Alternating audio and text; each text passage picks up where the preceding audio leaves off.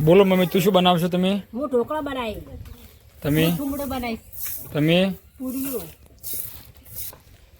So guys, સ્વાગત છે તમારું મારા અત્યારના નવા વ્લોગમાં.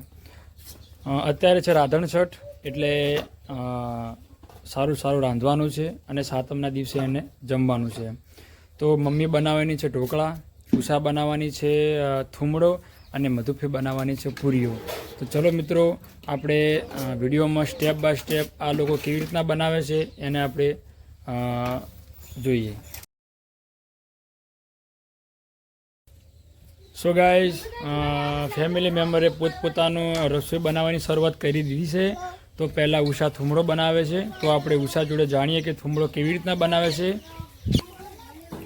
શું ઉષા, તમે થુમડો બનાવવાની શરૂઆત કરી છે? હા, થુમડો બનાવવાની તૈયારી કરું. આ દાળ લીધી, તુવેરની દાળ, આ ચણાની દાળ, આ ચોખા, આ બાજરી અને ઘઉં બે ભેગું કરી છે, આ મગની દાળ, આ ચોળા, આ હાથ ધનનું થુમડો બનાવવાનો ભેગો કરી. અચ્છા, એટલે તમે 7 ધન ભેગું કરીને થુમડો બનાવશો. સો ગાઈઝ, ઉષા થુમડો બનાવવાની છે, એમાં 7 ધન મિક્સ કરી અને થુમડો બનાવશે. તો એ થુમડો બનાવે તો ઘડી મમ્મી ઢોકળા બનાવે છે. તો મમ્મી જોડે થોડું જાણી લે કે ઢોકળા કેવી રીતના બનાવે છે. સો ગાઈઝ, આપણે જાણીએ છીએ કે ઢોકળા એ આપણા ગુજરાતની પ્રખ્યાત રેસીપી છે. ગુજરાતમાં નહીં પણ ભારત અને વિદેશમાં પણ ઢોકળા વખણાય છે. અને અત્યારે મમ્મી રાધણ છઠના દિવસે ઢોકળા બનાવે છે અને અમને બહુ ખૂબ મોટો અનુભવ છે ઢોકળા બનાવવાનો. તો મમ્મીએ ઢોકળા બનાવવાની શરૂઆત કરી દીધી છે. તો ચાલો આપણે પૂછીએ કે શું કરે છે ઢોકળામાં આગળ. તમે જોઈ શકો છો કે મમ્મીએ ઢોકળા બનાવવાની શરૂઆત કરી છે. મમ્મી, તમે ઢોકળા બનાવવાના છો? શું શું વસ્તુ લીધી ઢોકળા બનાવવા માટે? ઓનો માળો કરવાનો, પછી ઘઉંના લોટના ઢોકળા કરીને પછી ગોઠવવાના અને માળો કરીને તપેલા મેલવાના. બરોબર, એટલે આ પત્તો આપણે છે ને, આ બદામના પત્તા આર્યું આરે ને એ જારના નાળવા. હા, જારના નાળવા. અને આ ગોળ પલાળવાનો, ગોળ પલાળવાનો. અને આ લોટ, આ ઘઉંનો લોટ. બરોબર. ફાઇનલી ગાઈઝ, મમ્મીએ ઢોકળા બનાવવાની શરૂઆત કરી દીધી છે. ઉષાએ થુમડો બનાવવાની શરૂઆત કરી દીધી છે. હવે એ લોકો સ્ટેપ બાય સ્ટેપ પોતાની વસ્તુનો ઉપયોગ કરી અને વાનગી બનાવવાની શરૂઆત કરશે. તો હું તમને સ્ટેપ બાય સ્ટેપ બતાવું. મિત્રો, ઉષા થુમડો બનાવવા માટે થોડી વસ્તુ ક્રશ કરશે. જે 7 ધોન હતા એ બધું એમાં ક્રશ કરી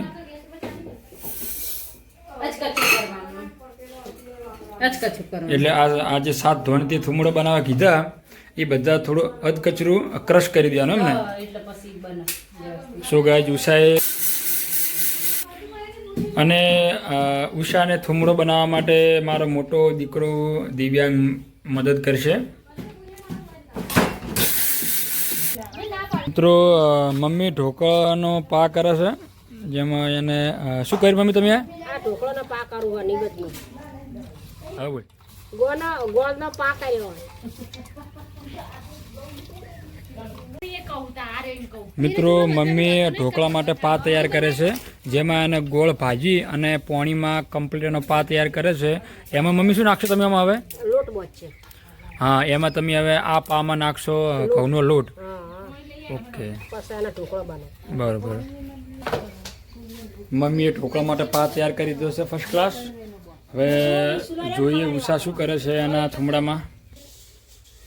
સો ગાઈઝ, ઉષાએ થુમડા માટે જે 7 ધોન હતા એ ક્રશ કરી અને બધા મિક્સ કરી દીધા છે. ચલો બતાવું તમને. શું ક્રશ કરી નાખ્યું? બધું મિક્સ કરી દીધું ને બધું. હવે આગળ તમે શું કરશો? આને મૂકીને પછી યાર નાખી દેવાનું, ગરમ થઈ જાય ને એટલે નાખી દેવાનું, નાખી પછી હલાઈ જવાનું, દાજ મુના દેવો નેચર. સો ગાઈઝ, ઉષાએ આધણ મૂકવા માટે ચૂલો સળગાવ્યો છે. તમને બતાવું, આ જોઈ શકો છો તમે કે આના પર આધણ મૂકશે. અને સાથે સાથે કૈલાસ રસોઈ બનાવે છે સાંજની, એટલે એના માટે એ રોટલા બનાવવાની તૈયારી કરે છે.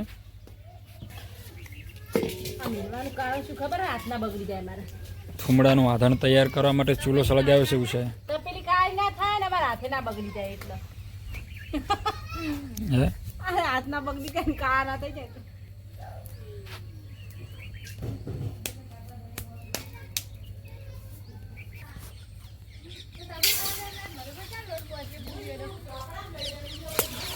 ઉષા થુમડા માટે આધણ મૂકે છે.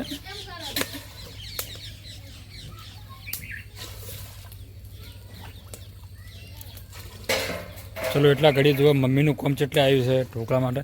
મમ્મી તમારા મમ્મીએ જે આ પા બનાવ્યો છે ગોળનો ઢોકળા માટે, એમાં આ ઘઉંનો લોટ બોધ છે આ પામાં.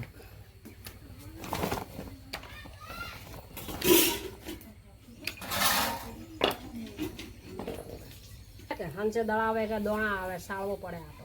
બરોબર. પાટલા પરથી ભમીને ભોય ના પડતો બે.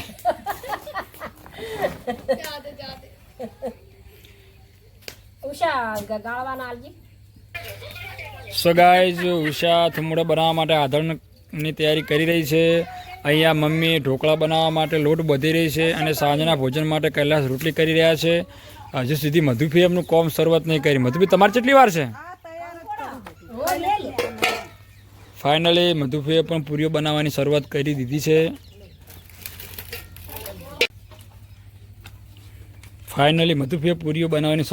દીધી છે. શું મધુભી તમે મેદાન લોટ ચાળો છો? હા, મેદાન લોટની પૂરી મોડી બનાવી છે મતલબ. ના, ગળી હારી. જો આ ગોળનું પાણી તૈયાર કર્યું છે, આ અજમો ખારો તૈયાર કર્યો છે. હવે આ લોટ બાંધવાનું ચાલુ કરું છું. મધુભાઈ લોટ બધતો નહીં ખાવતો. હે પૂરીઓ બનાવવાનો લોટ બધો નહીં આવે? પહેલી વખત બધી ગઈ એટલે મેં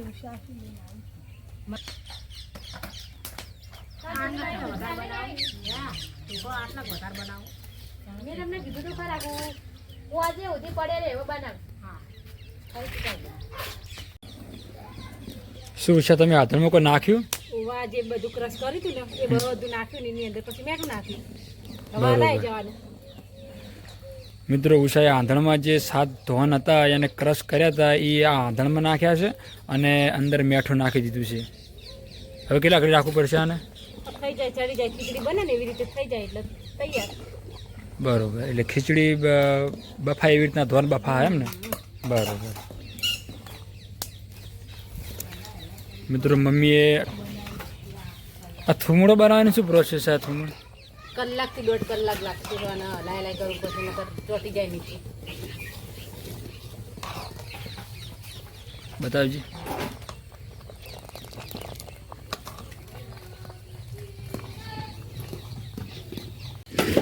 સો ગાઈઝ, મમ્મીએ ફાઇનલી ઢોકળાનો લોટ બાંધી દીધો છે, તમે જોઈ શકો છો.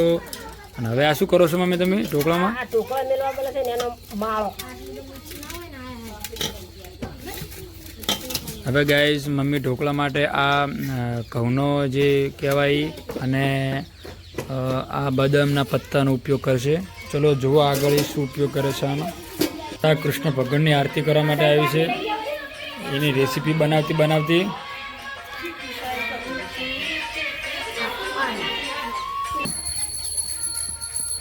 સો ગાઈઝ, મમ્મીએ ઢોકળા બનાવવાની શરૂઆત કરી દીધી છે. મમ્મી, તને કેટલા વર્ષનો અનુભવ છે ઢોકળા બનાવવાનો? આ અમે નાના હતા ને તારના મારી બહેન મને શીખવાડેલું. સો ગાઈઝ, મમ્મીને લગભગ 40-50 વર્ષનો અનુભવ છે ઢોકળા બનાવવાનો.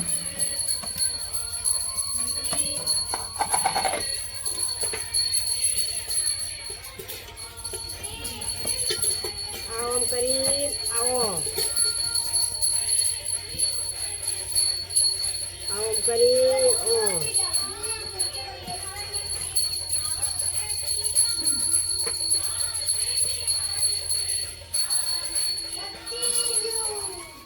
આવો ગોઠવવાનું.